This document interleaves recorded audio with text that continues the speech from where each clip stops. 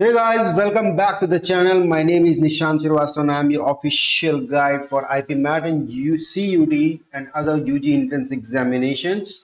For any details inquiry, you can call us at 7524-833-567. Do follow our Telegram channel. The link is in the description. And if you are not able to find, you can just search I am Blasters on Telegram. You will get to it.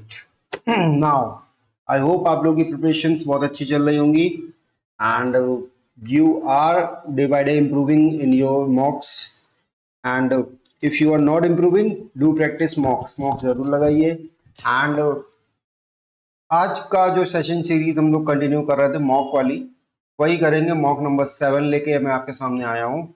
आज का mock थोड़ा different होगा। They will be more questions and the RC आज मैंने हटा दी है because RC बहुत दिन से लगाई जा रही है। आरसी का एक आपको अच्छा आइडिया हो चुका है। आपने अराउंड 6 मॉक्स लगाए जिसमें आरसी अच्छे लेवल की, एक नॉर्मल लेवल की, मॉडरेट लेवल की, मैंने आपको सारी आरसी सॉल्व करा दी है। आज थोड़ा चेंजेस में लेके आया हूँ आपके लिए कि थोड़ा सा वर्बल एबिलिटी का मजा आपको आए and let's hop into the session. ठीक है।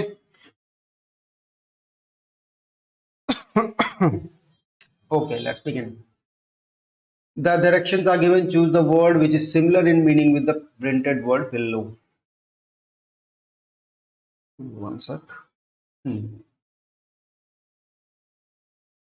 Okay, now question number one is penchant.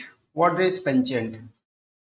Penchant is, what is the meaning of penchant? It's when you like something or someone, liking something or someone.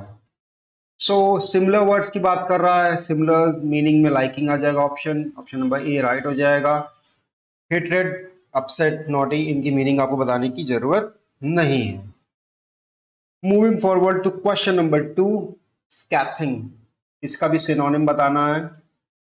Same इसी चीज के लिए है ये। Scathing is something that is destroying, that is something that is destroying or damaging kind of thing. Damaging kind of thing. Okay, so scathing synonym destroying और damaging. आप word से याद रखिए बस। जब भी आपको किसी का सिनोनिम बताया जाए या आपको कोई वर्ड की मीनिंग याद करने को कहा जाए तो आप उस वर्ड से रिलेटेड, जो भी वो कैप का वर्ड है उससे रिलेटेड आपको सिर्फ कुछ वर्ड्स याद रखने हैं अपने माइंड में, ना कि पूरी थ्योरी। क्योंकि आप थ्योरी याद करेंगे तो आप याद नहीं कर पाएंगे। There are many words and root words का मदद लीजिए। स्कैथिंग में रूट वर्ड फिलहाल नहीं है। आप डैमेजिंग याद करके रखेंगे तो आपको बहुत इजीली याद हो जाएगा। एंड ऑप्शन में भी दिया है damaging. Option B is the right answer. Tossing उछालने को कहते हैं। Hitting hit and cold is cold. So this is question number 2. Moving to question number 3. Question number 3, choose the opposite in meaning to the given printed word below. Opposite मतलब antonym बताना है हमको यहाँ पे। We need to tell antonym, sorry. So question number 3 is ambiguity. Ambiguity की meaning क्या होती है? Ambiguity is something that is not decided, मतलब we are not sure. Something that is a person or a thing that is a person is not sure of. Word आपको क्या रखना है ambiguity के लिए? क्या रखना है? सिर्फ ये word not sure. Let me mark with the red pen. Just learn this word not sure. बस इसके अलावा आपको कुछ नहीं याद करना है। Ambiguity, not sure. ठीक, इसका answer is option number A, lucidity. कैसे? Antonym is not sure and lucidity is clearness in thought of style, thought और स्टाइल। तो option number A is the right answer. Basal की meaning है forming the base layer. Basal, base से निकला है basal. ठीक, याद करने के लिए इजी रहेगा आपके लिए, यू नीड रिमेम्बरेंस इजी हो जाएगा।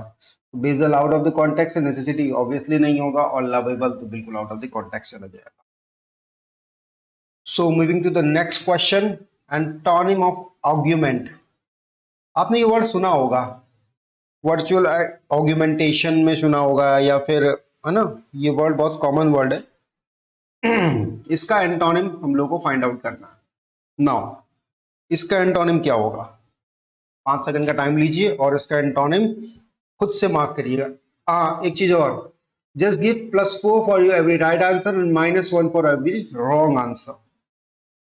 तो क्वेश्चन नंबर 4, आर्ग्यूमेंट का एंटोनिम क्या होगा?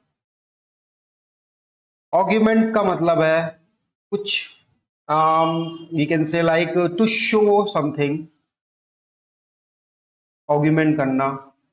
वीआर में, वीआर जो होता है वो वर्चुअल रियलिटी जो होता है वो एक ऑगमेंटेटेड रियलिटी होती है, बनाई हुई रियलिटी होती है।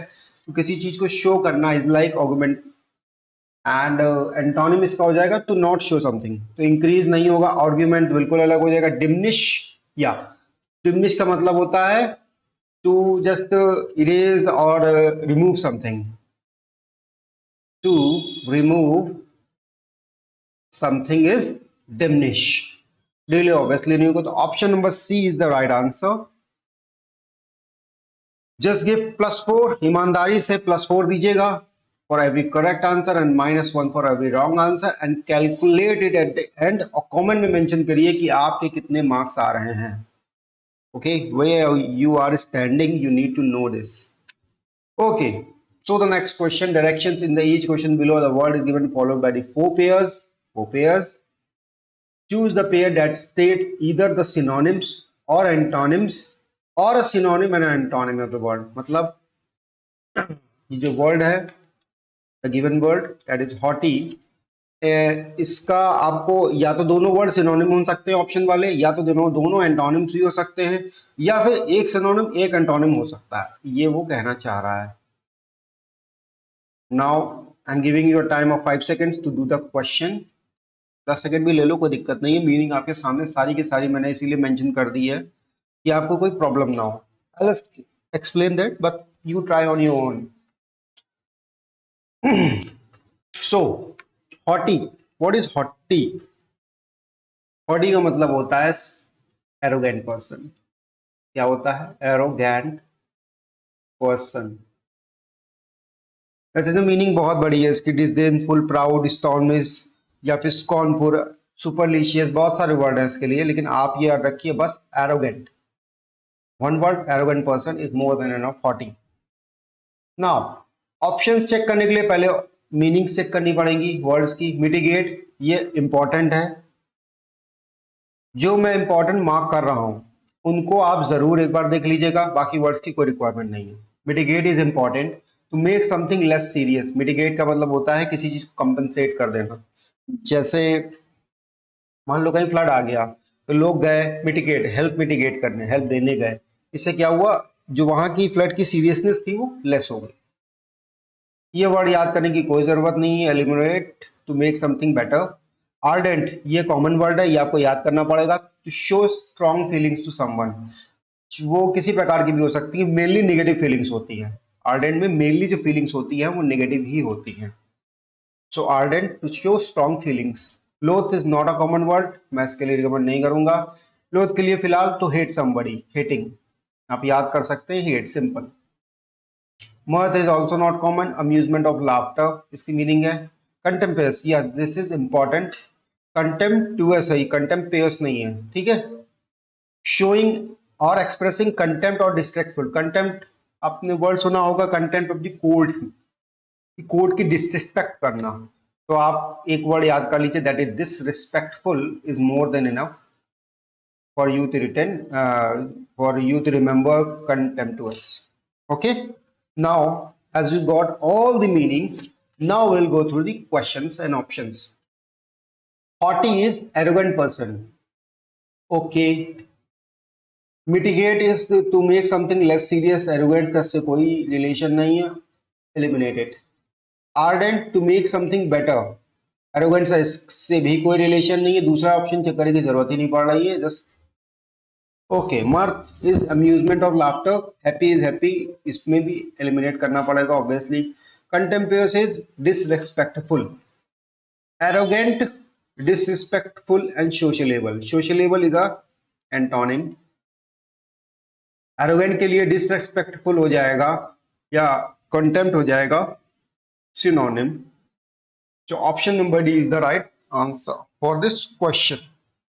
नहीं समझ में आया फिर से वीडियो देखो, वैसे इसमें कुछ ऐसा है नहीं जो आपको वन टाइम में समझ में ना आए। Okay, so moving to question number 6, that is the word is same, the directions are the same, grandwise, grandwise। अब वर्ड अगर आप इसको बाइफरकेट करेंगे सो आपको ग्रैंड एंड वाइज, वाइज हटा दीजिए, ग्रैंड की बात करेंगे तो ग्रैंड मतलब क्या है, something that is very huge, grand बड़ा है, ठीक है। अब वो ग्रैंडोर भी हो सकता है, कोई इंप्रेसिव या फिर अपने आप को एक्सप्रेस करने का वे भी हो सकता है, the grand expression of something, है ना, कुछ भी हो सकता है। तो grandiose is something that is very grand और huge. I am also adding the root word that is grand, ये रूट वर्ड वाला वर्ड है, ग्रैंड से निकले वर्ड्स हैं, ग्रैंडोर, ग्रैंडवाइज, है ना, इस तरीके से वर्ड्स निकलते हैं। Now before coming to the options we need to know the meaning of the options. तो first word is nimble, to move quickly, just remember move quickly. और निम्बल कोई बहुत इंपॉर्टेंट वर्ड नहीं है, you can skip this also. Assail, to attack somebody, physically भी हो सकता है या भी वर्ड से भी हो सकता है, आप सिर्फ ये याद रखिए, to attack somebody, this is also not very important. Next word is imperious.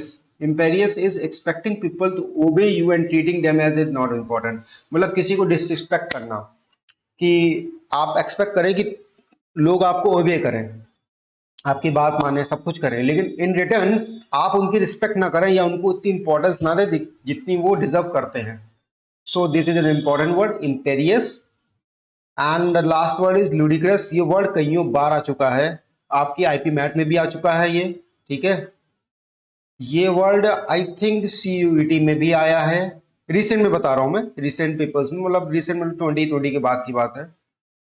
And ये आईएम की बात करूं तो कैट में भी कई बार आ चुका है, एंड ये स्नैप में भी आया है कई बार। सो ये वर्ड इंपॉर्टेंट हो जाता है, ल्यूडिक्रस। इंपेरियस भी कई बार आ चुका है, आई थिंक आईपी मैट में अभी नहीं आया है, तो ये इंपॉर्टेंस ज्यादा बन जाता है। फिलहाल ludicrous is an important word. What is ludicrous? Is ridiculous, very silly. मैं इस वर्ड को कई बार आपको पढ़ा भी चुका हूं in the mock session too, so it's an important word, just remember very silly. और एग्जाम्पल आप अगर आपको लर्निंग करनी है, सो इट्स ludicrous where it goes to ridiculous, you can learn like this also. Now we need to find the synonym, antonym, or antonym, antonym, or synonym, synonym from the options given below. Okay, so grandwise is, देखो grandwise, huge, grand, यहाँ पे कुछ word मिल रहा है तो obviously ये synonym तो हो जाएगा इसका। अब लेट्स चेक कि इम्पोजिंग मतलब क्या है। इम्पोजिंग मतलब होता क्या है?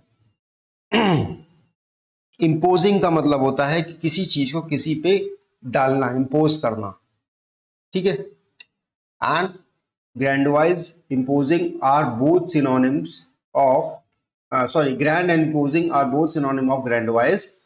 nimble, ability to move quickly and lightly, obviously not, इसके कॉन्टेक्स्ट में नहीं है। imperious की बात करूंगा, expecting people to obey not obey, ये grand के रिस्पेक्ट में नहीं, असेल भी नहीं होगा।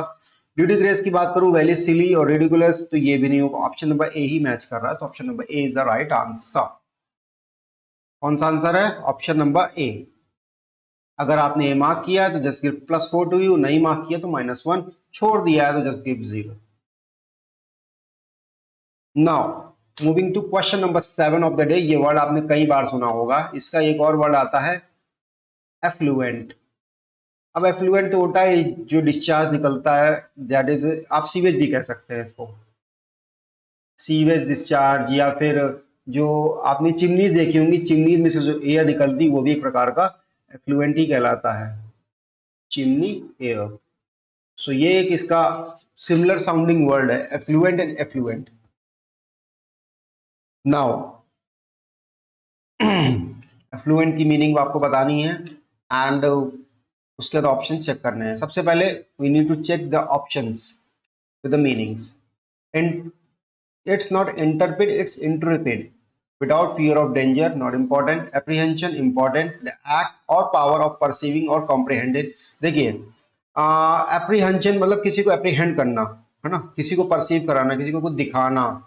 तो आप इसको कॉम्प्रीहेंडिंग से याद कर सकते हैं एप्रीहेंशन को। ड्रेड पता है, very dreadful act, dangerous act, fiery act, afraid of important हो जाता है। डिस्पाच ये भी इंपॉर्टेंट है। To talk somebody something in a critical way, किसी से इंपॉर्टेंटली तरीके से बात करना, क्रिटिकल वे में। Belittle is not important but I am telling you the meaning. To make somebody or things seem unimportant. जो यहाँ पे आई थिंक इम्पेरियस की मीनिंग थी, कुछ कुछ वैसे ही इसकी मीनिंग भी बिलिटिल की भी है। Now so moving to the options कि अब we need to just search affluent के मीनिंग एंड थिंग्स लाइक, है ना।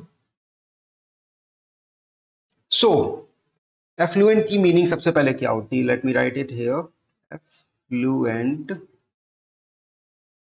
एफ्लुएंट की मीनिंग होती है वी कैन से स्कैरिटी ऑफ समथिंग, ठीक है, स्कैरिटी। या फिर एफ्लुएंट को एक और वर्ड से भी डिनोट किया जा सकता है कि समवन गरीबी से किया जा सकता है, पुअरिटी से, ठीक है, समवन इज पुअर, ठीक है। पॉवर्टी से किया जा सकता है इसका रिलेशन, एक और ये रिलेशन निकल के आता है इसका। एंड हाँ, यही दो मीनिंग्स हैं। ओके, सो इंटरप्रेट की बात करूंगा, फियर डेंजर की बात है नहीं होगा यहाँ पे। और एप्रीहेंशन इज कॉम्प्रिहेंडिंग, उसका कोई रिलेशन नहीं है। Affluent and affluent, dispatch, belittle, थोड़ा सा मुझे कंफ्यूजन हो गया। आई थिंक मैंने आपको कुछ थोड़ा सा गलत इंफॉर्मेशन शेयर कर दी, लेट मी करेक्ट इट। देखिए एफ्लुएंट जो होता है ना, वो एफ्लुएंट का उल्टा हो जाता है एक तरीके से, आप ये समझ लीजिए। Sorry for the thing. So ये जो एफ्लुएंट होता है, okay,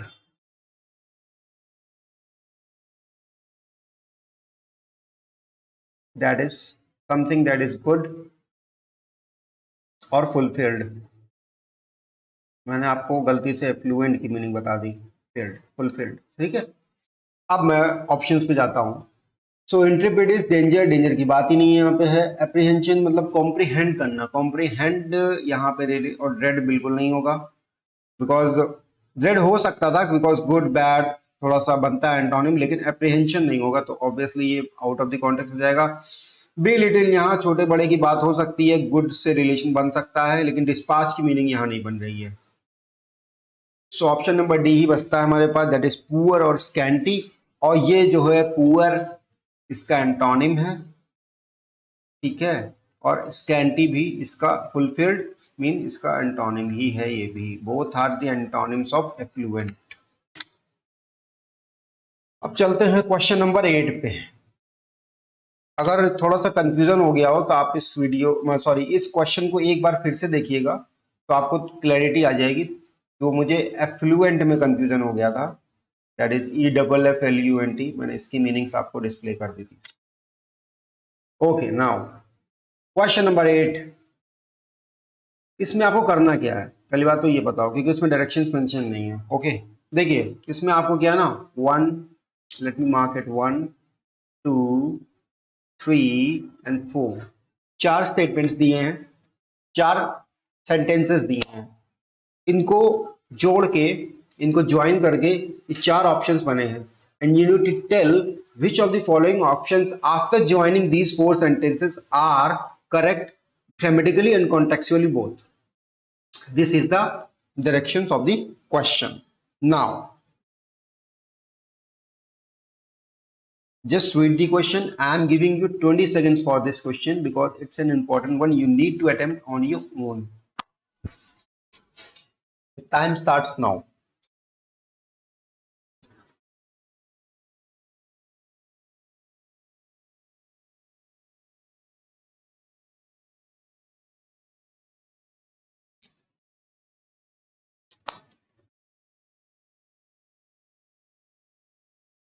So let me read the question for you. Things have gone wrong both in and for Afghanistan. Okay, since the 1970s, the US has found itself at the center of the most of these troubles where uh, troubles were of their own making. ठीक है? And we need to join these sentences. We need to join this paragraph 1, 2, 3, 4 to form a good sentence. Okay. So option number A. Let's see. A lot of things has gone wrong. Okay. A lot of things has gone wrong. A lot neither out of. अब देखिए यहाँ पे ये sentence बिल्कुल correct लग रहा था मेरे को, लेकिन ये a lot neither out बिल्कुल इसमें मैच नहीं कर रहा, उसकी मीनिंग जो है यहाँ सेटिस्फाई नहीं हो रही, तो ऑप्शन नंबर ए तो गलत हो गया. Next, a things have gone wrong. A things और a lot of things. Things have gone wrong. Things की बात कर रहा है और यहाँ पे इसने things के आगे आ लगा दिया. अब ये आ का सीन क्या है? आ हम तभी यूज करते हैं, आ या ए हम तभी यूज करते हैं किसी आर्टिकल, मतलब सॉरी ये आर्टिकल है किसी के आगे, जब हम किसी एक चीज, किसी यूनिट चीज को डिफाइन करते हैं. A girl, a boy, a scooter, a car. A cars नहीं कहते हैं कभी, है ना, या अ गर्ल्स नहीं कहते हैं, द गर्ल्स यूज कर सकते हैं, या फिर आ या एन की भी बात कर लूं मैं अगर, तो एन गर्ल्स नहीं कहते, an boy, an car, sorry sorry an boy नहीं कहते, एन ईयर. ठीक है. सो ये ए और एन सिंगल चीजों के साथ लगता है, नॉट प्लूरल के साथ. यहाँ थिंग्स प्लूरल है, अगर यहाँ थिंग होता तो एक बार को ये हो जाता. A thing have gone wrong, or things have gone wrong, गलत, ग्रामेटिकली गलत. तो ये भी गलत था, कॉन्टेक्चुअली गलत था ये, और ये ग्रामेटिकली गलत हो गया. अब बचता है option number C and D. A lot of things have gone wrong both in and for Afghanistan since the 1970s. In recent times, however, यहाँ पे जोड़ा इन्होंने in recent times, however, the US has found itself at the center of the most of these troubles, many of which have been of its own making. ये sentence मुझे फिलहाल correct लग रहा है, but I need to check option number D also. So let's check. Because a lot of things have gone wrong both in and for Afghanistan since 1970s. In recent time, however, the US has found itself at the center of much of these troubles. अब देखिए, centre of most था, यहां much use कर दिया गया. Much नहीं use हो सकता, मच वर्ब की डिफरेंट फॉर्म है और मोस्ट वर्ब की डिफरेंट फॉर्म है. यहां पे मोस्ट यूज होगा, मच नहीं होगा. Much is a different form of verb, तो यहां पे यूज नहीं हो सकता. तो ऑप्शन नंबर डी भी कैंसिल आउट हो गया. पहली तो ये इसमें गलती थी, दूसरी गलती क्या थी, यहाँ हाउएवर यूज किया गया, यहाँ बिकॉज से स्टार्टिंग की गई है. ठीक है. They are, because and however are used to give the conclusion to a statement. कुछ स्टेटमेंट पहले होना चाहिए इनसे पहले, ताकि एक कंक्लूजन मिल सके. सो स्टेटमेंट स्टार्टिंग बिकॉज से ही हो रहा है, उसके बाद हाउएवर भी यूज हो रहा है. दोनों कंक्लूजन स्टेटमेंट एक ही सेंटेंस में यूज नहीं हो सकते. तो अब ऑप्शन नंबर सी बचता है, जो कि मुझे को फिलहाल करेक्ट लग रहा था. तो option number C is the right answer for this question. अगर किसी को नहीं समझ में आया तो वो कमेंट सेक्शन में मेंशन करे, मैं उसको थोड़ा बहुत वहां पे आइडिया दे दूंगा. बाकी बेस्ट तरीका है कि आप इसको फिर से देखिए. लेकिन ये क्वेश्चन अच्छा है, और ये मान के चलिए कि ये इंदौर एंड रोहतक दोनों में आने के चांसेस अच्छे हो जाते हैं. इस टाइप का क्वेश्चन आई वुड नॉट से कि यही ही आएगा. और ये जो आपसे अगर कोई भी टीचर ये कह रहा है कि यही क्वेश्चन आएगा, मैं जो पढ़ा रहा हूं वही आएगा, इज मेकिंग यू फूल. ऐसा नहीं हो सकता.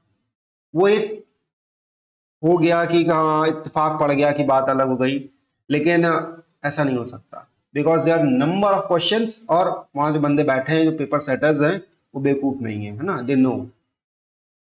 सो इस टाइप का क्वेश्चन आपको मिल सकता है, जिसमें ये छोटी छोटी छोटी, जैसे जैसे यहाँ पे आर्टिकल की मिस्टेक थी, यहाँ पे अलॉट नीदर की मिस्टेक थी. ठीक है. यहाँ पे वर्ब के फॉर्म्स की मिस्टेक थी, सॉरी यहाँ पे. तो ये छोटी छोटी चीजें अगर आपने क्या पढ़ी है, ग्रामर, अगर आपने ग्रामर पढ़ी है ढंग से, So you can generally sort it out. Now coming to question number 9, same directions, वही तरीका. This is 1 यहाँ तक, then this is 2 यहाँ तक, and this is 3 and this is 4. Pick 4 statements you need to club to form a good sentence. I'm giving you 10 seconds for this question. Just read it out. मैं आपको 10 second solve करने के लिए नहीं, read करने के लिए दे रहा हूँ. सॉल्व करने के लिए आप वीडियो को पॉज करिए, सॉल्व करिए. +4 -1.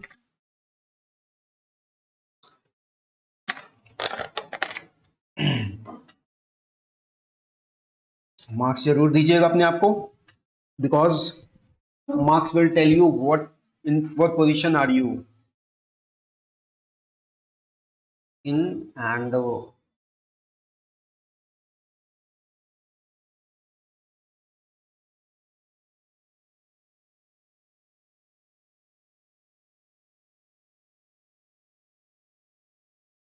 अच्छा, मुझे आप लोग कमेंट सेक्शन में मेंशन करिए कि how many of you are practising mock daily, how many of you are practising mock alternately, and how many of you are practising not practising. ये भी एक केस हो सकता है. और ऐसे भी कुछ लोग होंगे जो 4 to 5 डेज में प्रैक्टिस कर रहे हैं. ठीक है, तो ये 4 कैटेगरी में लोग हैं. Just right B for daily, और ALT for alternate, N for not, and 5 for 5 to 4 days.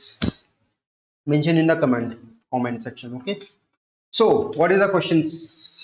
What does the question says? Measures measures are quite welcome for India's startup ecosystem, turn out to be a mixed blessing for retail investors in public markets. Simple statement, छोटा सा statement है, पिछले वाले से काफी छोटा है, तो क्वेश्चन भी इजी हो जाएगा ऑब्वियसली. अब पढ़ते हैं क्या है. सबसे पहले एक minute, let me set the pen.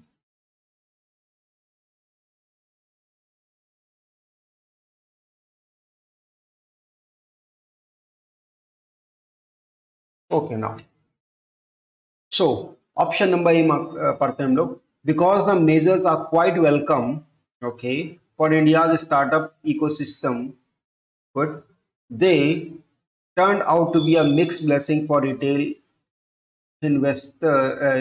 investment in public market. अब देखिए, अगर mix blessing for retail investors होता यहाँ पे, तो ये ऑप्शंस, मतलब ये बिल्कुल कॉपी इसको कर देता, तो छोड़ नहीं पाता. पहली बात तो ये. दूसरी, यहाँ इन्वेस्टमेंट नहीं यूज हो सकता, बिकॉज इन्वेस्टमेंट इज, यहाँ पे जो बात हो रही है पर्सन के रिस्पेक्ट में बात हो रही है, एक इकोसिस्टम के, स्टार्टअप इकोसिस्टम के रिस्पेक्ट में बात हो रही है, और यहाँ बात इन्वेस्टमेंट की हो रही है. इट शुड बी इन्वेस्टर्स, पहली बात तो, और उसके बाद भी ये क्वेश्चन को कॉपी हो जाता. तो ऑप्शन नंबर ये तो गलत हो गया. Now moving to option number B. As the measures are quite welcome for India's startup ecosystem, if they may turn out. अब देखिए यहाँ क्या कह रहा है, यहाँ पे क्वेश्चन में कह रहा था turn out to be mix blessing, it is turning out to be a good mix blessing, और यहाँ पे कह रहा है इफ दे, जब अगर वो होगा, मे यूज हो रहा है यहाँ पे word. So if they may turn out, तो ये फ्यूचर की बात कर रहा है पहली बात तो, और वो एम्बिगुअस है यहाँ पे. एम्बिगुअस मतलब डिसाइडेड नहीं है. तो ऑप्शन नंबर बी गलत हो जाता है. नेक्स्ट ऑप्शन नंबर सी पढ़ते हैं. While the measures are quite welcome for India's startup ecosystem, they may turn, okay, out to be a mixed blessing for retail investors in public market.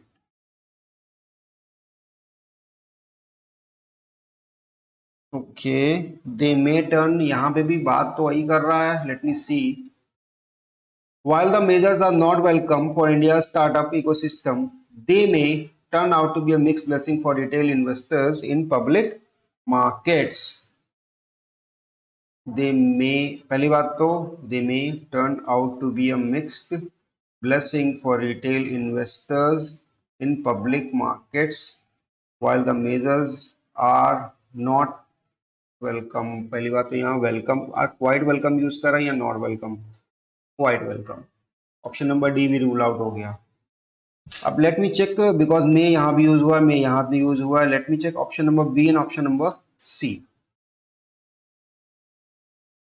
So as the measures are quite welcome for India startup if they, अच्छा, okay, now see, यहाँ पे if use कर रहा है, if word से ambiguity आती है, यहाँ पे यूज कर रहा है they may turn out to be a good mixed blessing for the retail investors in the public market. So if की यहाँ बात नहीं कर रहा है, turn out to be a mixed blessing कह रहा है, यहाँ पे if का फंडा नहीं है. मैंने आपको बताया था ना कि ये फ्यूचर की बात कर रहा है कि अगर होगा एम्बिगुअस है तो option number B ambiguity denote कर रहा है और option number C clarity denote कर रहा है, तो option number C is the right answer. अब चलते हैं नेक्स्ट क्वेश्चन पे, दैट इज क्वेश्चन नंबर 10. इस क्वेश्चन के डायरेक्शंस ऑल नहीं मेंशन है, मैं आपको बताता हूं इसके डायरेक्शंस क्या हैं. You have been given a statement and there is something that is italics में लिखा है और marked है, underlined है. Now this is something a phrase. This is a phrase and you at the option that is given are the meaning of the phrase. मतलब इसमें sentence में इसकी meaning जोड़ के लिखी है. They have added the meaning of the phrase in the sentence. मतलब इस phrase को replace करके इसकी meaning डाली गई है. Now you need to tell which is the correct option of all these.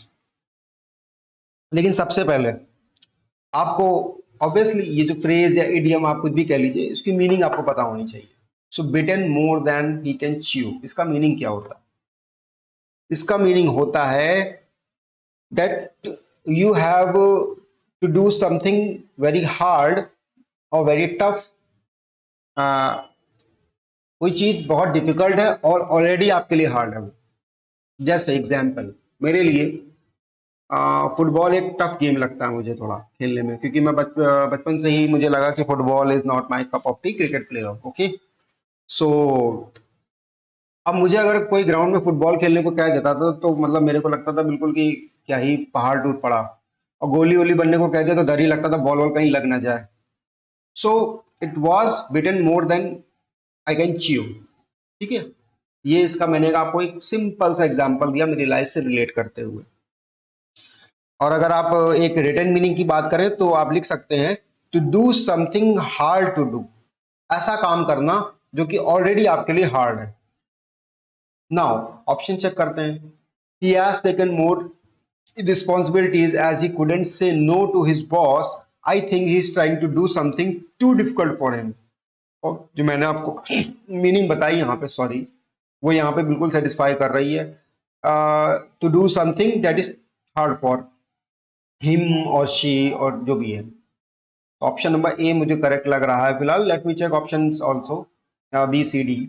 He has taken more responsibility as he couldn't say no to his boss. I think he has taken up responsibility for mere show off. Show off की बात ही नहीं यहाँ करी गई है तो obviously cut गया ये. He has taken no responsibility. I think his responsibilities are less as compared. Responsibilities less नहीं की बात की, वो तो बात की है कि यहाँ पे hard उसके लिए है, already वो काम करना जो उसके लिए hard है.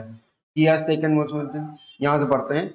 आई think he has more calibre, यहाँ कैलिबर की बात की गई है, मतलब वो और काबिल है, लेकिन नहीं. Better more than he can chew की बात अगर मैं करूं तो इसके लिए है कि आप वो काम कर रहे हैं जो ऑलरेडी आपके लिए डिफिकल्ट है. जैसे मेरे लिए फुटबॉल खेलना डिफिकल्ट था लेकिन मुझे गोली बनना पड़ता था, गोलकीपर, वैसे ही. सो ऑप्शन नंबर कौन सा मार्क किया था, या option number A is the correct answer. Now coming to question number 11, directions same है. ये नए नए प्रकार के क्वेश्चन मैं आपके लिए ढूंढ ढूंढ के लाया हूं बिकॉज आपकी प्रैक्टिस हर प्रकार से होनी चाहिए, हर टाइप से होनी चाहिए. बिकॉज प्रैक्टिस जितनी करोगे उतना ही वर्बल एबिलिटी का सीधा फंडा बाय प्रैक्टिस, और कोई ऑप्शन नहीं आपके पास के लिए. You can't learn the things. अगर आप रटने बैठोगे तो आपकी लाइफ निकल जाएगी. इतना मटेरियल है ऑलरेडी मार्केट में भी, और इंग्लिश में तो है ही. ओके, तो ओके, सो इसके लिए आप 15 सेकेंड्स का टाइम लीजिए. Just go through the statement, just read the statement and try to solve it.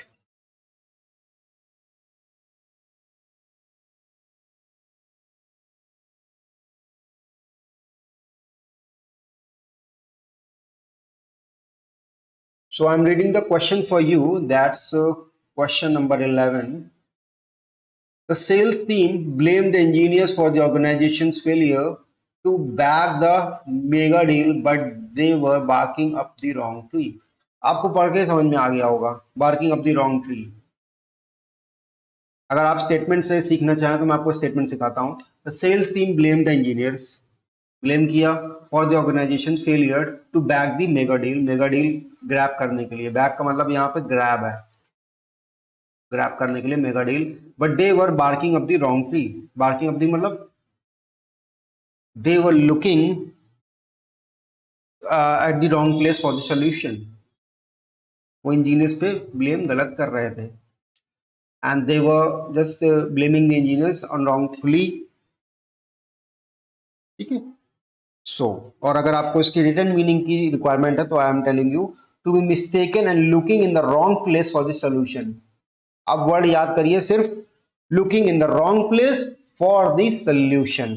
मैं यहां लिख देता हूं, looking in the wrong place for the solution. Okay, that will be enough for you. Now coming back to options. A, the sales team blamed the engineers for the organization's failure to back the mega deal, but they were looking for a cause to find the reason. Looking for a cause to find the reason. No. The sales team has blamed the engineers. The sales team blamed the engineers for the organization failure to back the mega deal. यहाँ तक statement same है, but they were mistaken and looking in the wrong place. क्या कहते हो, सही है ना? ये मेरे को सही लग रहा है. Okay, now mega deal तक same है, but they were trying to find a valid reason behind the failure. Wow, they were not trying to find a valid reason. They were just barking at the engineers, barking at the wrong tree. Wrong tree यहाँ पे engineers है. Okay. The sales team blame यहाँ तक same है, but they were conspiring against the engineers. Conspiration की कोई बात नहीं है, conspire है ना यहाँ पे obviously. तो option number B will be the right answer. B. ऐसे ऑप्शन एलिमिनेट कर करके आपको एक एक पढ़ पढ़ के निकालना पड़ेगा अकॉर्डिंग टू द क्वेश्चन. जैसे ये जो टाइप है क्वेश्चन का, ये जो टाइप ऑफ क्वेश्चन है, आप इस क्वेश्चन को देखते रहिएगा, तब तक मेरी बात सुनते भी रहिए. ये जो टाइप ऑफ क्वेश्चन है, इसमें आप एलिमिनेशन नहीं कर सकते विदाउट रीडिंग द ऑप्शंस. लेकिन बहुत ऐसे क्वेश्चंस होते हैं जिसमें आप एलिमिनेशन कर सकते हैं without just going through all the options. ठीक है. सो ये आपको देखना पड़ेगा क्वेश्चन का टाइप क्या है. कुछ क्वेश्चन टाइम कंज्यूमिंग होते हैं, कुछ क्वेश्चन टाइम कंज्यूमिंग नहीं होते हैं, और कुछ क्वेश्चन ऐसे होते हैं कि दिखते क्या टाइम कंज्यूमिंग है लेकिन वो होते नहीं है. So you need, आप कितनी काबिलियत होनी चाहिए, you should be able to identify these three varieties of questions. और आप इतनी वैरायटी ऑफ क्वेश्चंस आइडेंटिफाई कर ले रहे हो और उसको गिवन एप्टीट्यूड टाइम दे रहे हो, आपको कभी प्रॉब्लम नहीं आएगी. Now question number 12. पढ़ लिया होगा, नहीं पढ़ा है तो कोई बात नहीं, पढ़ लेना. सबसे पहली बात इसमें है अंडर द क्लाउड का ईडीएम. इसकी मीनिंग क्या है? Under the cloud we can say like to be in suspicion. ठीक है, या फिर trouble. Suspicion will suit better. Okay, कि आप अंडर द क्लाउड किसी के सस्पिशन में है, किसी के अंडर द, किसी के रडार में है ना, उस तरीके से आप याद कर सकते हैं. Okay. The IP for a world, the IP for all की technology has been leaked. Okay, and many in my team including the manager are under the cloud. Obviously देखा, मैंने बताया था suspicion. ठीक है. Now ऑप्शंस पढ़ते हैं.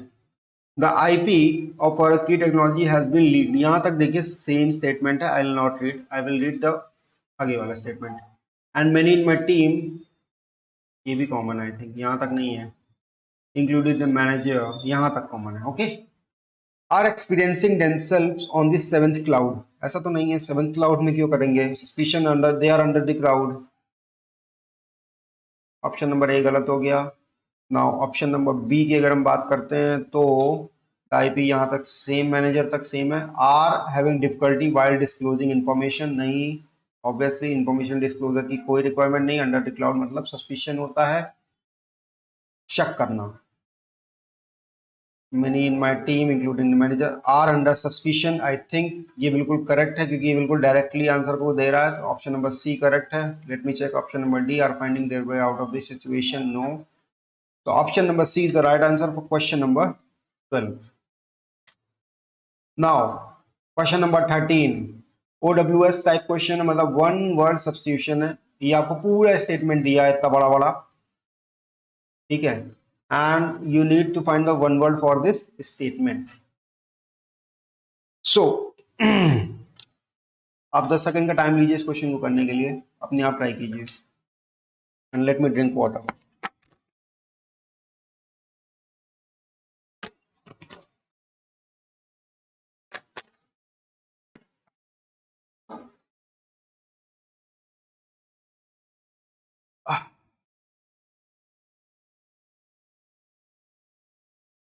So, okay, let's start. We will no longer have to worry about forgetting our chargers and having to ask around to find one that is compatible।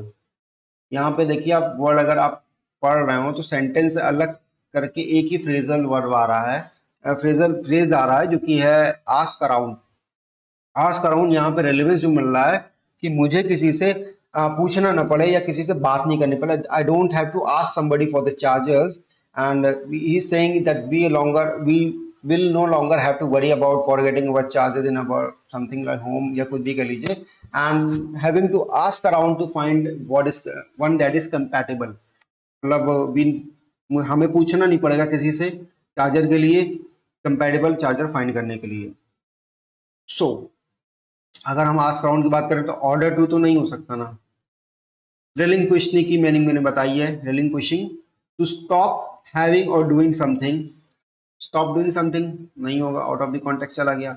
Ask around में option number ए mark होगा जो कि है ask or talk to.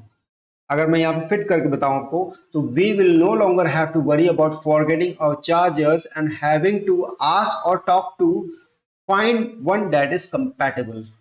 तो आपको समझ में आ गया होगा, रिवॉर्डिंग भी डिस्कनेक्ट हो गया। Option number A is the right answer. अब चलते हैं क्वेश्चन नंबर 14 पे। अगेन मैं आपको इसके लिए 10 सेकंड दूंगा, just go through the options and the question.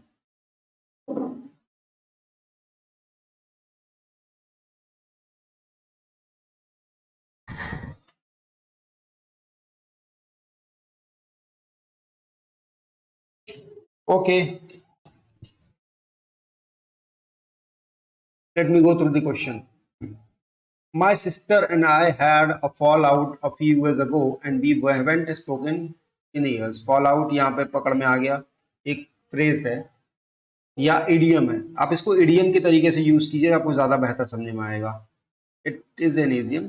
Phrase में ज्यादा वर्ड होते हैं, इडियम और फ्रेज में डिफरेंस ये है कि इडियम में अपनी बात छोटे एक दो तीन वर्ड्स को मिला के बोली जाती है, लेकिन वही फ्रेज में दो तीन ज्यादा वर्ड्स भी यूज किए जा सकते हैं। तो फ्रेज और इडियम्स में ये आप एक सिंपल डिफरेंस समझ लीजिए। वैसे डिफरेंस तो बहुत है, लेकिन अभी आप एग्जामिनेशन पर्पज से इतना समझिए।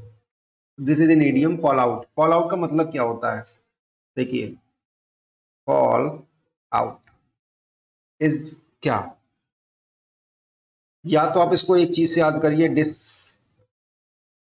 एग्रीमेंट से, ठीक है, डिसएग्रीमेंट फॉल आउट। और ये क्या है, या फिर डिस्प्यूट से याद कर सकते हैं, किसी से भी याद कर लीजिए, डिसएग्रीमेंट और डिस्प्यूट। नाउ फॉल आउट में यहाँ पे डिसएग्रीमेंट मैंने मार्क कर दिया, यहाँ पे ऑलरेडी मेंशन है। डिसमेंटलिंग, डिसडेन, कन्फर्मिटी नहीं होगा। अब मीनिंग की बात करूँ, डिसडेन इंपॉर्टेंट वर्ड है इसलिए मैंने यहाँ पे मेंशन किया है। अ फीलिंग दैट समबडी और something is not good enough to be respected, ठीक है, इज डिसडेन।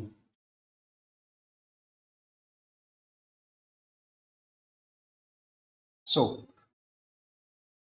कन्फर्मिटी की मीनिंग क्या होती है?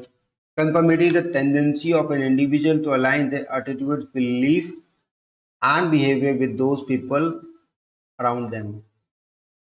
ये कंफर्मिटी का आप यहाँ से पकड़ सकते हैं कि कॉपी करना, या फिर किसी के चीज़ों से इन्फ्लुएंस होके, पीपल अराउंड यू, अगर आप किसी से इन्फ्लुएंस होके उनकी टेंडेंसी या कोई उनका कोई भी चीज कॉपी कर लेते हैं बिहेवियर तो वो कन्फर्म होती। ये कॉन्फर्म से निकलता है, इसका रूट वर्ड है कॉन्फर्म।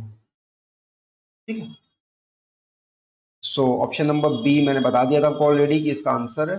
चलते हैं आगे। Question number 15, again 10 seconds for the question.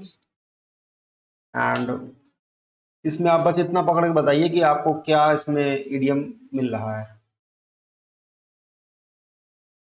In the question आपको इडियम कौन सा दिख रहा है।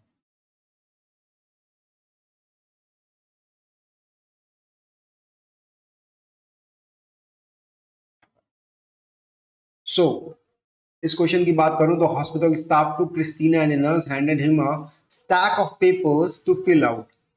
फिल आउट मिल गया। ठीक, फिल आउट की मीनिंग क्या होती है। फिल आउट होता है मतलब टू राइट द इंफॉर्मेशन, किसी चीज को फिल आउट करना, कहते नहीं है just fill out the forms. So इसमें क्या है, टू राइट। ठीक है, ऑप्शन में कौन सा मैच कर रहा है राइटिंग के साथ, राइटिंग इंफॉर्मेशन। ये गलत हो जाएगा। ऑप्शन नंबर सी इसका आंसर हो जाएगा। आगे चलते हैं, क्वेश्चन नंबर 16 पे चलते हैं। ये एक डबल फिलर टाइप क्वेश्चन है। ठीक है, डबल फिलर है, इसको देखिए क्या होता है इसमें। Let me check. Okay, President Donald Trump's decision to pull U.S. troops out of Syria has dash upset both Washington establishment and America's global dash। क्या हो सकता है इसमें? Let me put the U.S. troops President Donald Trump's decision to pull U.S. troops out of Syria has globally upset both। अगर यहाँ पे globally डाल देंगे तो यहाँ पे बोथ में नहीं आएगा फिर। ठीक है, यहाँ पे सिर्फ दो चीजों की बात हो रही है, Washington establishment and America global something. So global तो यहाँ नहीं आ पाएगा, ऑप्शन नंबर ए तो रूल आउट हो गया। अब ऑप्शन नंबर बी पे आते हैं, has predictively upset both Washington establishment and America global allies. सही है, ऑप्शन अभी फिलहाल सही लग रहा है। आगे देखते हैं, has forcibly upset both Washington establishment and America's global relation। We can see, लेकिन I'll tell you, has forcibly upset, forcibly नहीं होगा, troops की बात ही नहीं गई, global troops की। Now यहाँ पे है foreseeably। ठीक, पहली बात तो ये वर्ड गलत लिखा है यहाँ पे। एंड दूसरी चीज क्या है, यहाँ पे लास्ट में रिलेशन नहीं होगा। एलाइज विल सूट बेटर, क्योंकि वो कह रहे हैं ग्लोबल एलाइज के साथ उसकी जो बॉन्डिंग है वो डिफरेंट हो जाएगी अगर डिसीजन तो pull out the US troop from Syria. So option number B यहाँ पे ज्यादा मैच कर रहा है ठीक तरीके से, and option number B will be the right answer for this question. चलते हैं आगे, question number 17। Ever since BJP came to power dash in 2014, its governments in state अच्छा have moved to tighten laws dash cow slaughter। क्या होगा option बताइए। Let me check. Option number A check करते हैं, ever since the BJP came to power radically, देखो यहाँ radically नहीं होगा। रेडिकली तो मतलब होता है कि आपने रेडिकल सुना है word, radical are bad peoples, negative sense में बात होती है, तो यहाँ पे गवर्नमेंट की बात हो रही है तो निगेटिव सेंस में यहाँ नहीं लेंगे। ओके, एंड ऑब्वियसली डिनाइंग तो बिल्कुल ही नहीं होगा, Titan loss denying cow slaughter को उन्होंने डिनाई नहीं किया, ऐसे लोग ऐसे लॉस बनाए हैं जिनसे ये चीज रुके। तो ऑब्वियसली ऑप्शन नंबर ए गलत हो गया।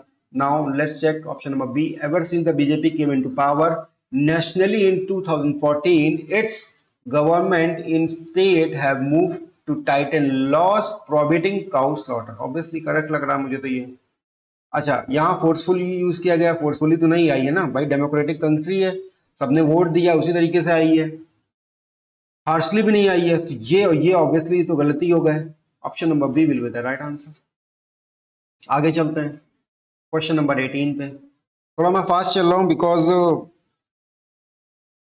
मुझे कुछ आपके लिए क्वेश्चंस और सेट करने हैं, तो इसीलिए मैं थोड़ा जल्दी चल रहा हूँ। अगर आपको जल्दी लग रहा है तो आप थोड़ा वीडियो स्लो करके देख सकते हैं। Okay, but I am explaining all the things that I have mentioned। Okay, the dash on the climate change is that it has begun to affect the dash and the frequency of extreme weather events। Now okay, the webinar on climate change, अगर हम consequence की बात अभी छोड़ देते हैं, यहाँ पे वेबिनार की बात करते हैं। The webinar on climate change is that it has begun to affect the sound and frequency of extreme weather. No, obviously not, sound and frequency की बात ही नहीं कर रहा यहाँ तो, फ्रीक्वेंसी से रिलेशन, यहाँ तो साउंड एंड फ्रीक्वेंसी अगर हो जाएगा तो वो तो एक इंस्ट्रूमेंट से रिलेशन हो जाएगा, बट बल्कि यहाँ पे फ्रीक्वेंसी मतलब कि उसकी बार बार आने की, एक्सट्रीम वेदर्स कितनी बार आ रहा है उससे रिलेशन है। Okay, now let me check the report. See,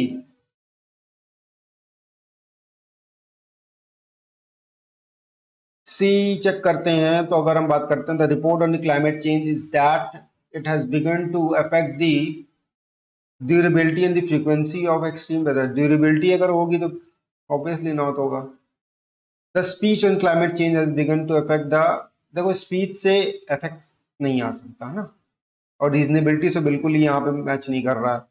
तो अब ऑप्शन नंबर ए मैंने इसीलिए पहले छोड़ दिया था, द कंसुअस, कंसेंसुअस, सॉरी कंसेंसुअस नहीं है ये, कंसुअस है। ओके, अब कंसुअस की मीनिंग क्या होती है? कंसुअस मतलब होता है कि इफ वी, अगर हम डिस्कशन करके कोई चीज बात करें, सबसे मिला जुला के बात करें, सो जो डिस्कशन से जो भी एक सॉल्यूशन निकल के आता है उसे कहते हैं कंसुअस सॉल्यूशन। सो द कंसुअस, कंसेंसुअस, ओके, यहाँ ओयूएस होना चाहिए, आई थिंक ये स्पेलिंग कुछ मिस्टेक है इसीलिए बाबा वर्ड में कंफ्यूजन आ रहा है। हाँ, consensus. Yeah, that will be a right answer. The consensus on climate change is that has begun to affect the intensity and the frequency of extreme weather reports. Option number A will be the right answer. चलते हैं next question पे, that is question number 19। ये आपका जो question है ये error detection से question है, एरर से क्वेश्चन है। ठीक है, आपको इसमें बताना है कि ए बी सी डी ये जो आपको दिए हैं इसमें, that is A B C और डी, ये जो स्टेटमेंट्स दिए हैं दैट इज 1 2, कह सकते हैं कुछ भी, सॉरी गलत लिख लेंगे, 1 2 गड़बड़ हो जाएगा, A B C and D, इन स्टेटमेंट में से कौन सा पार्ट गलत है, किसमें एरर है, आपको ये बताना है। ठीक है, अब let me remove all the sheets now. Error का क्वेश्चन है, आपको बताना है, इजी क्वेश्चन है। अगर आपने थोड़ी सी भी ग्रामर पढ़ी है सो ये क्वेश्चन आप आसानी से कर सकते हैं। कैसे? With just months to went for general elections the government looks all set to open the credit taps for of the economy. देखिए इसमें क्या एक सिंपल सी वर्ब की मिस्टेक है। देखिए ये जो पूरा सेंटेंस है ये आपको बता रहा है कि अभी कुछ मंथ्स बाद जनरल इलेक्शन है और गवर्नमेंट ने सारे कामकाज कर लिए हैं with the credit taps and economy. ठीक है, सो अगर ये प्रेजेंट का केस है, कहेगा ये किसका केस है? प्रेजेंट का केस है, मतलब प्रेजेंट टेंस में है ना स्टेटमेंट पूरा, लेकिन ये जो वेंट है ये तो पास्ट की वर्ब है, it is the verb of the past, तो यहाँ वेंट की जगह we will use go. Statement बनेगा with just months to go for the general election the government look all set to open the credit taps of the economy. So option number जिसमें A वाला statement होगा वो गलत हो जाएगा, तो option number 2 is the right answer. Okay, question number 20 that is the last question of the day. अब आपको मैं ज्यादा बोर नहीं करूंगा if you are getting bored, but it is a good question, you must see this. छोटी सी mistake है verb में।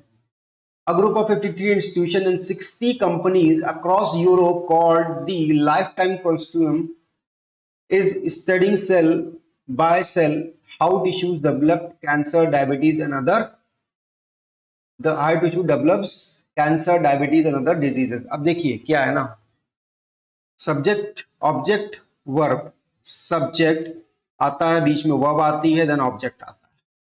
ठीक, यहाँ पे सब्जेक्ट क्या है? टिश्यूज है। Okay, let me just remove the circle. Okay, tissues एक सब्जेक्ट है, उसकी वर्ब ऑब्जेक्ट है, और ये जो है कैंसर वगैरह जो डिसीजेज हैं ये इसकी सॉरी ऑब्जेक्ट है, तो ये इसकी वर्ब है, तो ये सब्जेक्ट, ये वर्ब और ये ऑब्जेक्ट, मानते हो? अब आपको ये पता होना चाहिए कि अगर सब्जेक्ट प्लूरल है तो वर्ब भी प्लूरल हो जाती है। सो डेवलप्स, अगर आपने ग्रामर पढ़ी है तो develops is a singular verb. क्या है ये? सिंगुलर वर्ब है। इसका प्लूरल क्या होगा? तो इसका प्लूरल हो जाएगा डेवलप। मैं आपको एक छोटा सी चीज बता दूं कि नाउन में एस या ईएस लगा के हम प्लूरल बना देते हैं, लेकिन वर्ब में एस ईएस हटा के हम उसको प्लूरल बनाते हैं। ये छोटी सी इंफॉर्मेशन है जो आपको मे भी काम आ सकती है आगे। सो ऑप्शन जो सी वाला है उसको मार्क करना है, ये बी है, ये ए, ये सी है। Question option number 3 will be the right answer for this question. So this is all for today and मॉक्स लगाते रहिए। कोई भी प्रॉब्लम आए मॉक्स से रिलेटेड कमेंट सेक्शन में मेंशन कीजिए। इस सेशन को लाइक करिए अगर आपको पसंद आ रहा है, एंड जो मैंने आपसे कमेंट में मेंशन करने को कहा है चीजें, वो आप जरूर बताइए कि if you are practising mock daily, weekly, alternately, कैसे प्रैक्टिस कर रहे हैं आप। And we'll meet tomorrow again with another mock session. This is Nishant Srivastava signing off for today. Till then, keep learning and keep smiling. Thank you.